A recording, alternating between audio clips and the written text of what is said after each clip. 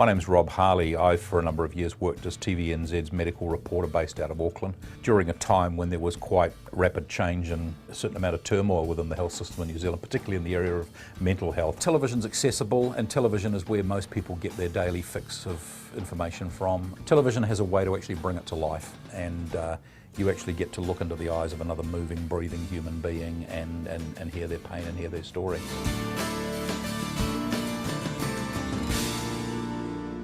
It used to be that you could tell stories in a fairly static fashion. You would tackle an issue, and often what you would get as part of telling the story of that issue is you might go to a conference where a bunch of, say, mental health professionals were sitting around discussing an issue.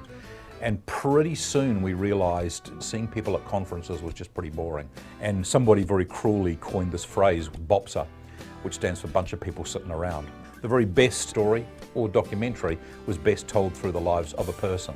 So that if you were going out to tell the story about schizophrenia, for example, you would avoid conferences like the plague, and you would actually find some person and some family or some individual that was actually grappling with schizophrenia and try to tell the story through their eyes.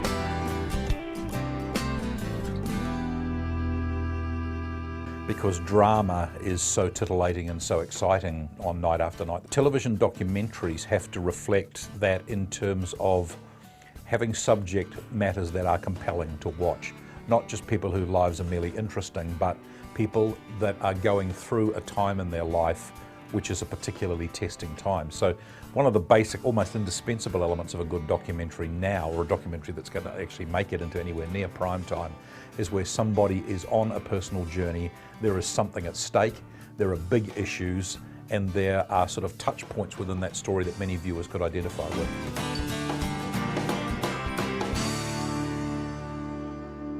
Try and make friends with somebody who is a reporter on, say, one of the television stations. Let's say you watch a news bulletin and there's a reporter whose work that you quite like, someone that you think seems intelligent, someone that you think presents a story in a balanced and compassionate way. I'd go find that reporter. I'd go ring him up and say, hey, love your work, got a story you might be interested in.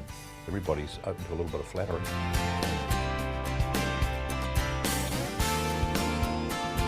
Call a reporter. For television, it's a bad time between about 5 and 7 at night. During the day, get in nice and early. Good time to call sometimes is on a weekend. They've still got a 1-hour news bulletin to fill, and there's no cabinet meetings, and there's no business meetings, and there's lots of other things that aren't happening. Sunday night's evening news bulletin is a very well-watched bulletin. People in the know often will choose to release stuff on a weekend, because often that's when news organisations are actually quite hungry for some information. You can get a big audience on a Sunday night.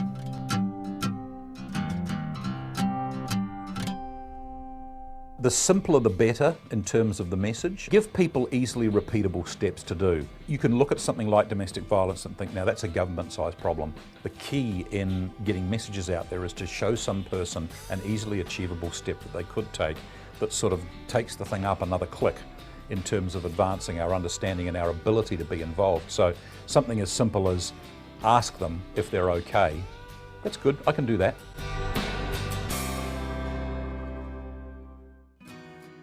It's using empowering language rather than disempowering language. I mean, recently this whole thing, never shake a baby.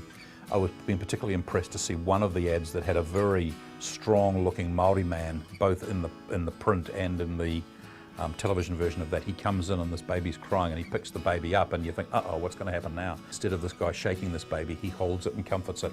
And there is this message, which is one of the most brilliant things I think I've ever seen, which is that, you have the power. You have the power to protect this child.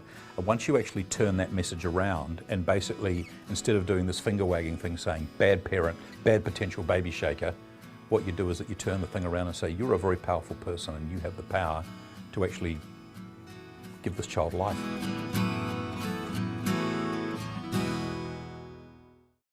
There's a general rule, which if people are laughing, their defences are down, and I think it's a good way to go. I mean, there's one that I've seen recently which I just think was absolutely inspired, the Nutters Club. Mike King, who effectively came out and talked about his own battle with depression. But there he was suddenly fronting a show in which, much as the gay community reclaimed the word queer and said, we're not going to live under that and be crushed by it, we'll take it on and we'll adopt it. This idea of having people on who had suffered from depression, who'd been suicidal, who'd had mental illness, and him actually mainstreaming that as far as a discussion subject went, I thought was just absolutely inspired. I thought, dang, I wish I'd thought of that. That's a really clever concept.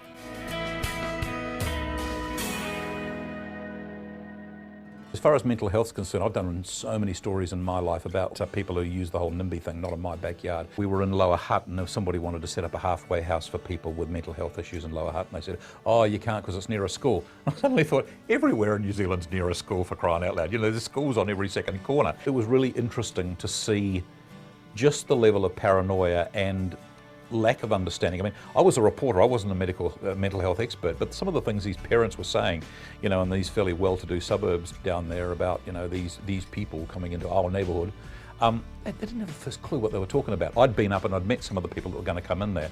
The way you approach those stories, yeah, I think what I try to do is avoid the quick headline, because, you know, anybody can go out there and get a headline saying neighbourhood gripped by fear. But I think you'll find that many reporters, provided that you can educate them and say, look, in fact, most of these people, you know, are probably you know, less at risk of hurting other people than your average jock from, you know, who's got fueled up with a bit of booze on a Friday night.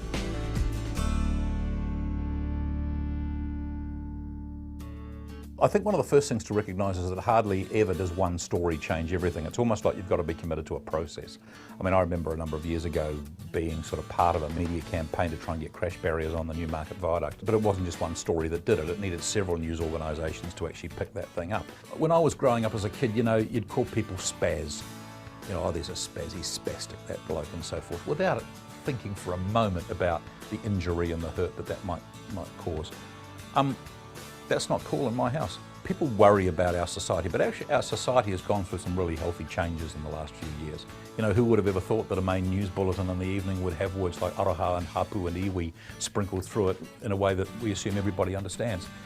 Maybe we can get to that point in talking about things like schizophrenia. It'd be nice to think so.